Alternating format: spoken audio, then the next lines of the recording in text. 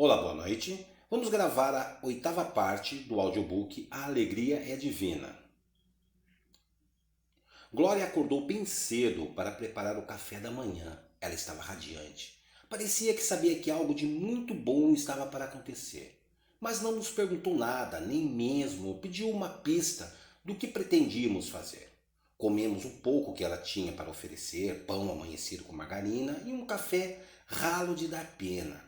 Era pouco, mas ela prometeu que nos compensaria no almoço com um bom peixe cozido e arroz branco. Coitada, como podia manter aquele restaurante com tão pouco se faltava até para elas comerem? Assim que terminamos o café, fomos direto para Paraty, onde Pedro pretendia vender as joias. Assim que chegamos, deixamos a Clotilde na entrada do centro histórico de Paraty e fomos caminhando até um sobrado do século XIX que ficava no final de uma viela. Era ali que Pedro queria vender as joias. Só que não havia nada que indicasse ser ao menos um comércio. Todas as janelas estavam fechadas e havia apenas uma porta de vidro blindado voltada diretamente para a viela. Batemos na porta e assim que nos viu, um garoto moreno com 6, 7 anos no máximo, correu assustado para o fundo do sobrado, passando por uma outra porta blindada que se fechou. O som das travas metálicas sendo acionadas ecoou no ambiente. É duro ser negro, Pedro reclamou em voz alta. Atrás da porta principal, que tinha uma pequena abertura feita para colocar o cano de uma arma, um segurança veio nos receber. Empunhava uma escopeta e tinha um olhar desconfiado. Sabe como é? Muita gente ainda acha que um negro e um loiro juntos nunca é bom sinal. Assaltantes de banco. É assim que muitos ainda pensam. Como se não bastasse, ainda estávamos acompanhados por um cachorro e querendo entrar em um lugar cheio de antiguidades com porcelanas antigas e cristais. Convenhamos, não era um lugar muito seguro para um cachorro solto. O segurança então apontou para Gene Simons e mandou que ele ficasse do lado de fora. Puxei-o pela guia e o deixei preso do lado da porta de entrada.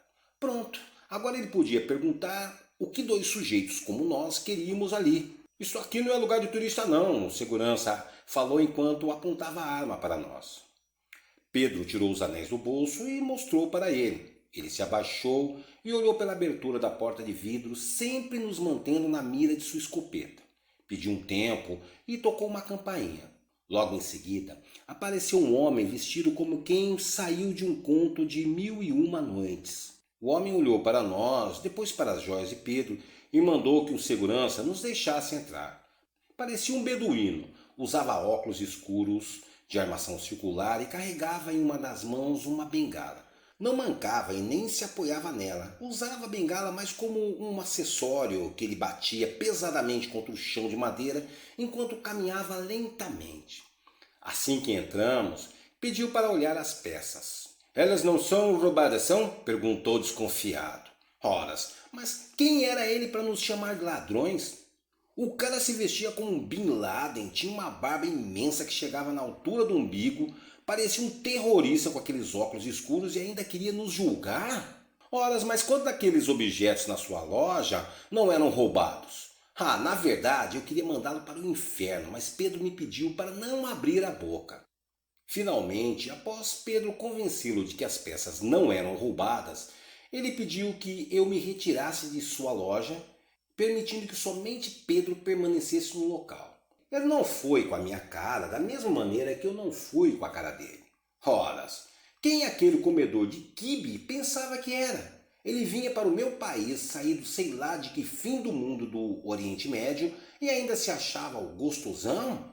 Meia hora depois, Pedro saiu satisfeito, sorrindo como sempre. Bom homem o senhor Abu al-Walid, não acha? Ele me perguntou. Só podia ser piada. Aliás, se ele, Pedro, podia ler a minha mente, no mínimo sabia que de legal aquele turco de merda não tinha nada. Bom homem? Perguntei puto da vida. Aquele babaca nos chamou de ladrões, o segurança nos apontou uma arma e aquele moleque da cor de bife de fígado que fugiu quando nos viu chegar, no mínimo deve ter pensado que éramos assaltantes. Claro, um negão e um loiro aguado só podem ser assaltantes. E a gente trouxe o Gene Simons para quê? Para nos dar cobertura, é lógico. Tudo bem, você pode não ser negro, apenas estar usando este corpo, mas ainda assim ele não passa de um tremendo de um racista, de um mera de um racista. Pedro permaneceu em silêncio enquanto eu colocava para fora toda a minha revolta. Durante o caminho eu falava, ele só tinha olhos para Jimmy Simons, que volta e meia se virava e ficava em pé para ele acariciar sua cabeça. Aquilo já estava me tirando do sério. Parecia que com o seu silêncio ele queria me mostrar que eu estava errado. Só faltava Pedro dizer que devemos amar uns aos outros e outras babaquices que cresci ouvindo de bons samaritanos, mas que na prática não passavam de hipócritas. Finalmente Pedro quebrou o silêncio. Como é que você se referiu àquele bom homem mesmo, Rodrigo? Ele esticou o pescoço para que seu ouvido ficasse bem perto de minha boca. Quer dizer que ele é um turco de merda, um Bin Laden com cara de terrorista, é isso, Rodrigo? Ah, e ele tem um neto com a pele da cor de bife de fígado. Tá aí, bife de fígado. Isso pra mim é novidade. Conforme falava, fui me dando conta de que eu também era preconceituoso. Mas eu não era racista, só não gostava de muçulmanos. Racista seria se eu não gostasse de negros, mas eu tinha um monte de colegas negros da 25 de março e nunca chamei nenhum deles de macaco ou tizil. Mas Pedro não se deixava convencer. Ah, só porque você tem amigos negros, isso não faz de você um racista, é isso? E por que você se ofendeu com a desconfiança de Walid, se para você ele não passa de um receptador de coisas roubadas, Rodrigo? Irritado, eu tentei contestar. Tá bom, Pedro. Só falta querer me convencer que ele não vende coisas roubadas. Rodrigo, ele é um muçulmano praticante. A religião dele não permite comprar coisas roubadas. E não é porque ele se veste de uma maneira diferente que ele deve ser julgado. Isso é racismo. Só que você pegou o que mais te incomoda nos chamados, entre aspas, comedores de quibe e potencializou. Tudo bem, ele nos julgou mal, mas a sua atitude, Rodrigo, foi bem pior, pois ela estava carregada de ódio. Me calei e caminhei com ele até a Clotilde sem dizer uma só palavra. Eu sentia raiva por estar errado, por ter sido desmascarado por Pedro, mas ainda assim não havia como desmenti-lo. Eu era um racista. E Pedro continuou.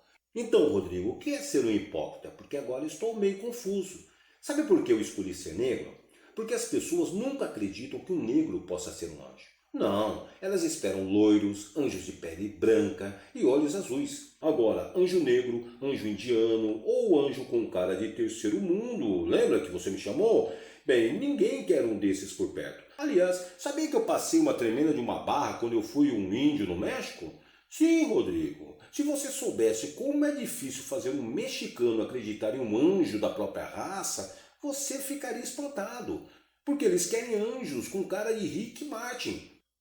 Citação: o mal está no coração, não nas palavras. Novo capítulo, Senhor Rubens. Pedro conseguiu um bom dinheiro com as joias. Gastamos uma fortuna comprando tudo o que precisávamos para a reforma e ainda deu para comprar um fogão e um freezer bem espaçoso. Sem contar que ainda reservamos uma boa parte do dinheiro para comprar mantimentos para quando o restaurante estivesse funcionando. Também compramos algumas peças de tecido para usar como toalhas de mesa e cortinas. Eram bem simples, tecidos floridos, cheios de cores, peças de chita que dariam um ar mais aconchegante ao ambiente. Não basta reformar o local, Rodrigo. É preciso que ele fique bem bonito, bem iluminado por coisas simples, mas que sejam muito agradáveis. Você não acha? Pedro me perguntou enquanto escolhia algumas estampas em uma lojinha. Horas. Ele era o arquiteto, o decorador, eu era apenas o cara que estava ali para dar uma mão. Por isso, dei de ombros e bufei de tédio. Para mim tanto faz. Faltava um transporte para nos levar até o palacete, pois o caminho era acidentado demais para um veículo qualquer. O vendedor da loja de materiais de construção nos indicou um senhor que tinha um trator com uma carreta engatada que podia encarar qualquer tipo de terreno. Olha, se vocês não ligam para um cara que não fica um minuto sem tirar sarro da cara de todo mundo, o Rubens é o cara certo, nos aconselhou antes de nos dar um cartão com os seguintes dizeres. Rubens, Faço qualquer negócio, só não vendo meu corpo. Abaixo, entre parênteses, estava escrito: mas se pagar bem, eu vendo. Encontramos o trator estacionado em uma pracinha. Ao seu lado, sentado em uma cadeira de plástico sob a sombra de uma pitangueira, estava o tal Sr. Rubens. Tinha nas mãos um notebook e estava tão entretido com ele que nem se deu conta da nossa aproximação. Olhei por cima do seu ombro e vi que estava em um site de produtos eróticos, desses que vendem por encomenda. Ao perceber minha presença, ele olhou para trás e se levantou. Tinha um jeito bonachão, quase relaxado. Vestia bermudão xadrez e uma camisa branca aberta até a barriga, de onde podia se ver um medalhão de ouro de São Jorge, tão grande como uma tampa de pote de margarina, preso por uma grossa corrente de ouro. E não era só isso, porque ele ainda tinha várias guias de orixás penduradas no pescoço. "O senhor é o Rubens?" perguntei. Ele me olhou, querendo saber o motivo da minha curiosidade. "É que gostaríamos de alugar seu trator para um servicinho, Sr. Rubens." Rubens continuava com o notebook aberto e minha curiosidade não me deixava tirar os olhos das fotos. Afinal, o que um homem como ele queria com aquelas coisas, produtos eróticos? "Rapaz, se quiser algo é só pedir que eu entrego em menos de uma semana." Ele me deu uma piscadinha marota ao me mostrar uma foto de um vibrador imenso. Fiquei ruborizado por ele achar que eu queria comprar um vibrador. "De jeito nenhum", respondi dando um passo para trás. "Se você não curte uma estrovenga de látex, quem sabe possa querer um Viagra chinês que eu tenho aqui comigo." "Tá maluco? Eu não preciso de Viagra." Segurei sua mão, tentando evitar que ele tirasse dentro de um dos bolsos de sua calça uma cartela com vários comprimidinhos azuis. Mas ele era insistente. "Pode pegar, rapaz, é só em 99 cada. E é garantido porque eu vendi para um velhinho em uma cadeira de rodas que me disse que as pernas continuam moles, mas olha, o pirulito está uma rocha de tão duro." "Sr. Rubens, nosso interesse aqui não é comprar nenhum dos seus produtos de sexos." "Eróticos", ele me corrigiu. "Tudo bem, eróticos. Nós só queremos alugar seu trator para pegar umas coisas lá no palacete abandonado que fica no fim de uma estradinha." "Sei onde fica", ele me interrompeu. "E também sei que ninguém tem coragem de ir até lá." Foi então que ele se deu conta de que ainda não tinha se apresentado para Pedro. Pediu desculpas por sua falta de cortesia e apertaram as mãos. Rubens ficou parado, olhando para Pedro. Pelo seu olhar já dava para perceber que sua mente criativa deveria estar em pleno funcionamento. "Vai me desculpar, mas pelo seu aperto de mão eu posso apostar que você não sabe o que é pegar uma mulher há muito tempo, não estou certo?" perguntou para Pedro. Pedro ficou sem jeito. Era a primeira vez que o via sem nenhuma resposta na ponta da língua. E Rubens continuava a falar: "Se quiser posso indicar um lugar que tem umas mulheres de primeira, você vai adorar." Já era hora de ajudá-lo a sair daquela sinuca de bico. Claro, antes eu tinha que rir um pouco. E assim que consegui engolir o riso, voltei novamente para Rubens, repetindo mais uma vez que ninguém ali queria saber de vibrador ou qualquer tipo de sacanagem, Viagra chinês ou prostitutas. "Aliás, o senhor vive de quê?" perguntei. "Do trator é que não deve ser." Ele riu alto e suas bochechas rosadas ficaram ainda maiores. "Eu vivo de tudo, rapaz. Eu vendo produtos eróticos por encomenda, tênis importados, vendo roupas, perfumes, vendo suplementos alimentares, relógios, óculos escuros, celulares e faço carretos com meu trator também." "Então, Sr. Rubens, já que é assim, quanto o senhor cobra pelo carreto?" Fui direto ao assunto. "Bem, o preço normal é R$ 300. Era um preço justo, não havia o que discutir. Mas ele não estava nem um pouco interessado. Tinha ouvido muitas histórias sobre o local e por mais bem-humorado que fosse, Rubens não via nenhuma graça em se arriscar com coisas do além. Pedro até tentou tranquilizá-lo. "Sr. Rubens, eu entendo sua preocupação, mas não há nada de errado naquele lugar e estamos dispostos a pagar o dobro pelo aluguel do seu trator.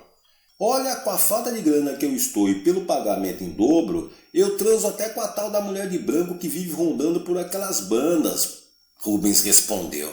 Nisso, enquanto estávamos fechando o negócio, passa uma senhora gorducha do outro lado da rua, vestida com uma calça preta bem apertada e uma blusa com estampas de onça. Assim que notou sua presença, Rubens interrompeu nossa conversa e correu até a beirada da calçada. Ao vê-lo, a mulher tentou apressar o passo, mas ele gritou para todo mundo ouvir: Ei, dona Ana! Pelo tamanho da barriga dessa onça, ela deve ter acabado de comer uma capivara! Pobre mulher! Proferiu todos os palavrões imagináveis contra ele, que voltou todo alegre para junto de nós, feliz da vida, rindo como uma criança. Ah, liga não, ela já está acostumada comigo. Ele tentou tranquilizar Pedro, o único naquela praça que não estava rindo. Mesmo assim, eu não conseguia ver maldade no Sr. Rubens. Ele era uma criança, um menino que não tinha crescido, por isso todos na cidade gostavam dele. Quando fomos tomar um café em um bar, assim que ele chegou, todos os funcionários correram para o balcão, louco por suas tiradas de humor. Aliás, eles até esperavam ser vítimas de suas piadas. Ô, orelha de fusca, manda um café no capricho, pediu para uma atendente que tinha orelhas grandes, enormes. Depois olhou para os pés de uma garota que estava de chinelos. E aí, pé de pavão, pedicure de vez em quando não mata não, viu? Mas ele era assim, um homem que vivia o tempo todo sorrindo, feliz da vida. Claro que todos tentavam lhe dar um apelido, mas não adiantava. Ele ria dos outros, mas também ria de si mesmo. E além de ganhar dinheiro, seu Rubens adorava falar, não parava um minuto de contar vantagens. Olha, eu também vendo tênis de todas as marcas.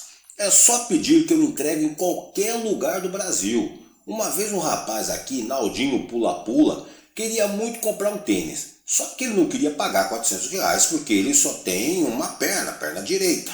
A solução, então, era arrumar alguém para comprar o outro par. Então eu procurei na internet até encontrar um sujeito do Paraná que só tinha perna esquerda. Pronto. Você queria comprar um relógio importado, mas não podia pagar R$ 1.000 por ele? Não tinha problema, Rubens arrumava um igualzinho. Réplica, era assim que ele chamava seus produtos pirateados. Pedro, eu lembrei do que o Rubens disse e queria saber se... Já sei, Rodrigo. Você quer saber se anjos fazem sexo? E a resposta é não. Por que não fazem? É proibido? Nós não sentimos nenhum tipo de desejo carnal, só isso. E mesmo que sentíssemos, a energia que temos é tão grande que mataria qualquer mortal. Entendi, respondi sem precisar de maiores detalhes. Pedro, você ficou ofendido com o Sr. Rubens? Mudei de assunto. De jeito nenhum. Ele tem uma língua afiada e uma mente muito criativa, mas não é um homem ruim. Rubens tem algo muito bom, que é essa alegria de acordar todos os dias de bem com a vida. Aliás, sabia que Deus adora o bom humor? Até mesmo quando o Sr. Rubens faz, sei lá, piada de uma mulher gorda? Perguntei desconfiado. Sim, porque o mal não está nas palavras, mas no coração. E o Sr. Rubens brinca, mas as pessoas não se ofendem, sabe que seu coração não tem maldade. Deus costuma contar piadas? Perguntei. Sim, muitas. Uma delas é você, que vive dizendo que não acredita nele, mas fica fazendo perguntas idiotas o tempo todo. Admito que sempre fui muito curioso, mas de que vale ter um anjo como amigo se a gente não pode perguntar o que vem à mente? Por exemplo, uma vez eu quis saber quem era Deus e Pedro me perguntou o que aconteceria se eu viajasse no tempo e tentasse explicar para um homem das cavernas como funcionava uma calculadora de mão. Respondi que ele não entenderia nada, pois mesmo sendo algo tão simples, uma calculadora seria algo inexplicável para um homem das cavernas. Pois então, Pedro continuou, se o homem das cavernas não conseguiria entender algo tão simples, como é que você explicaria para ele o que vem a ser um acelerador de partículas? Então, meu caro, por mais inteligente que possa ser, por mais que a humanidade se julgue avançada, se vocês não conseguem compreender o básico sobre Deus, que é o amor, respeito pelo próximo, como querem compreender algo que está muito além? Não tente compreender o que é Deus, pois qualquer um, por mais criativo e inteligente que possa ser, jamais conseguiria entender a realidade. Agora, se quer saber o que ele não é, Deus não é um velhinho de barba branca que fica sentado em um trono lá no céu jogando raios nas cabeças dos pecadores. Pedro, confesso que quando criança era essa a imagem que eu fazia de Deus, velho, raivoso e punitivo, sempre de mau humor. Pedro balançou a cabeça em reprovação. Rodrigo, o jeito com que cada um acredita em Deus não é tão importante quanto as ações. Conheci muitas pessoas que se diziam crentes e muitas delas acreditavam que estavam agindo de acordo com a vontade de Deus, quando na verdade estavam agindo de acordo com um Deus particular. E sendo assim, elas criavam uma imagem de Deus de acordo com o que carregavam na alma. Sabia que durante a Idade Média, em certas regiões da Europa, era proibido rir, festejar ou até mesmo não ser infeliz?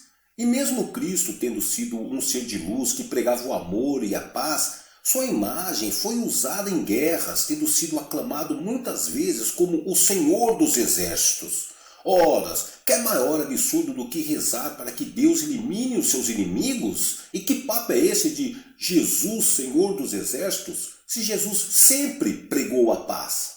Me responda uma coisa, Rodrigo, Pedro continuou. Quem você acha que ganharia os reinos do céu? Um homem que acredita em Deus e faz de tudo para espalhar seus ensinamentos, mas que age como um hipócrita, sempre condenando os outros pelos seus pecados, perseguindo e levando a ira divina àqueles que não honram seu nome? Ou um homem que não acredita na sua existência, que jamais foi a uma igreja, mas que vive de acordo com os ensinamentos de Deus?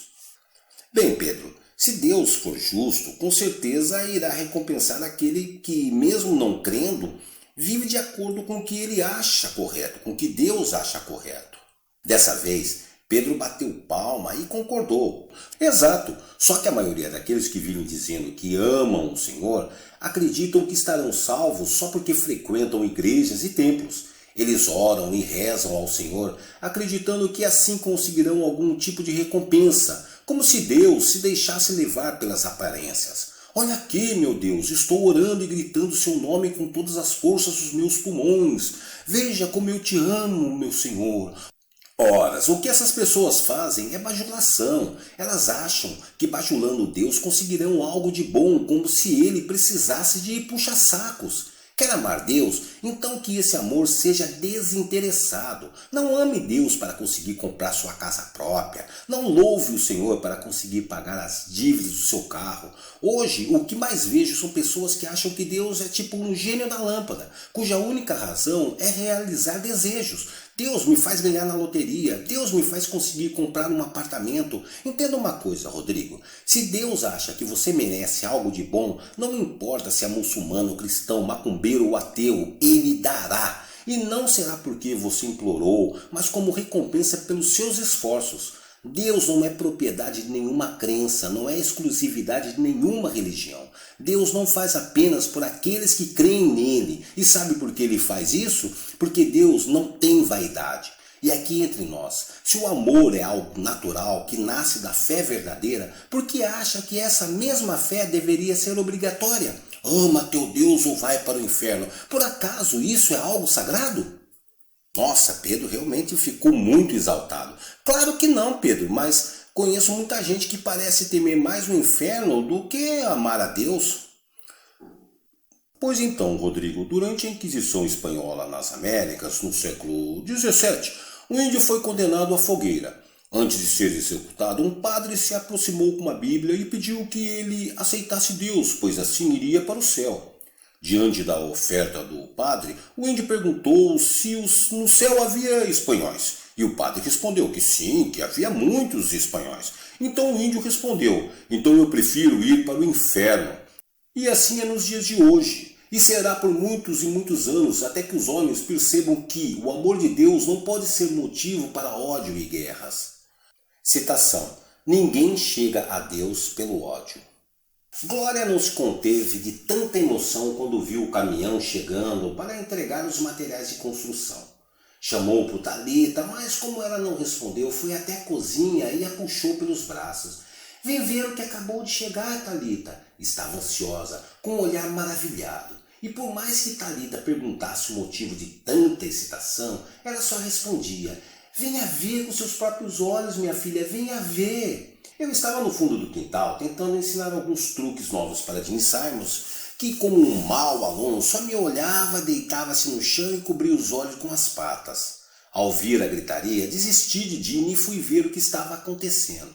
Glória, assim que me viu, correu para me abraçar. Talita veio logo em seguida e ficamos os três ali, comigo paralisado em um abraço coletivo totalmente sem reação. Para mim era estranho esse tipo de demonstração de afeto, porque nunca soube o que era dar ou receber carinho. Era desconfortável e eu me sentia invadido. Elas estavam ultrapassando a barreira que eu havia criado para me manter protegido contra as decepções do mundo. Será que devo retribuir os abraços? Eu pensava enquanto tentava me equilibrar com o peso de seus corpos me sufocando. Glória então me deu um beijo no rosto. Senti um tipo de repulsa, mas era uma repulsa de defesa, do tipo, não quero que goste de mim, afaste-se. Mas ela insistiu, me beijou novamente e me abraçou mais forte ainda. Você é um homem muito bom, Sr. Rodrigo. Ela achava que eu era bom, mas tudo o que eu estava fazendo era por causa de Pedro, porque se dependesse de mim, já estaria bem longe. E sem contar que era preciso dar os créditos para quem merecia, e esse não era eu, era Pedro. Sr. Rodrigo, quero agradecer porque sei que está fazendo algo contra a sua vontade, mas no fundo do seu coração existe muito amor, Sr. Rodrigo. Olhei para Pedro, que fingia não estar prestando atenção em nada. Mesmo sem poder ler sua mente, eu sabia que Pedro estava rindo por dentro. Tá vendo, Rodrigo? Você é tão previsível que até ela descobriu que por baixo dessa sua aparência ranzinza existe um bom coração. Eu tinha que passar massa corrida, lixar e pintar as paredes, e Pedro não tinha nenhuma compaixão. Rodrigo, você está pintando essas paredes como um cego. Como ele me deixava puto da vida com tantas ordens. Agora sei por que Deus fez o mundo em 6 dias. Ah é? E por que foi então, Rodrigo? Ele me perguntou. Porque você deveria ser o mestre de obras dele, seu chato. Como resposta, recebi uma gargalhada. E qual não foi minha surpresa ao ver que ele, Pedro, estava pregando as madeiras do telhado com seus poderes. Sim, com uma única martelada ele enfiava os pregos nas madeiras e enquanto eu me matava para pintar uma parede, ele apenas molhava o pincel e a tinta se espalhava na maior perfeição. E ele nem precisava esperar secar, era só dar um sopro para ficar tudo seco. Rodrigo, sabe que às vezes é bom ser um anjo? Olha, eu nem estou suado. Cara de pau, respondia nervoso. Pelo menos assim a reforma terminaria bem mais cedo do que eu esperava. E foi na base do encanto que terminamos de pintar todas as paredes e consertamos o telhado. Na verdade, quem fez quase todo o serviço pesado foi ele, porque assim que descobri como ele era prático, me dediquei apenas ao trabalho de carregar os materiais de um lado para o outro. E era apenas quando ele me pedia. Rodrigo, pare de brincar com o Gene Simons e vá buscar mais areia, rapaz. Para mim, o restaurante estava quase perfeito. Faltavam apenas os pequenos detalhes que deveriam vir da velha mansão abandonada. Como combinado, o Sr. Rubens apareceu com o trator no nascer do sol. Ele apertou a buzina do trator até acordar todo mundo, menos Pedro, que raramente dormia. Assim que viu Glória e Talita, que saíram para ver quem estava fazendo tanta algazarra, Sr. Rubens acenou para elas e, como não podia deixar de ser, fez o seu marketing. Olá, minha senhora, tenho um freezer novinho para o seu restaurante. Passei diretamente por ele em direção à carreta e disse que podia esquecer, pois já havíamos comprado um freezer, mas Rubens nunca desistiu. Também tenho vários pratos e talheres, made in Vietnã, que troquei com um marinheiro tailandês por algumas garrafas de cachaça lá em Sebastião, dentro de um bordel. Ele se desculpou com Dona Glória, que ficou corada só de ouvir a palavra bordel, explicando que estava lá não pelos prazeres que, entre aspas, aquelas danadinhas davam, mas para vender algumas roupas. Sabe como é? As meninas trabalham tanto que nem tem tempo de ir às compras, mas são freguesas que pagam sem discutir o preço, e pagam em grana, viu? Nada de fuque-fuque, entendeu? Glória tapou os ouvidos de Talita, que imediatamente perguntou: Vó, o que é fuque-fuque? Nada, minha filha, é só como eles chamam lavar roupa em São Sebastião. Talita olhou para o Sr. Rubens e, vendo o estado de suas roupas, soltou a maravilhosa pérola. O senhor está precisando de muito fuque-fuque, porque suas roupas estão imundas.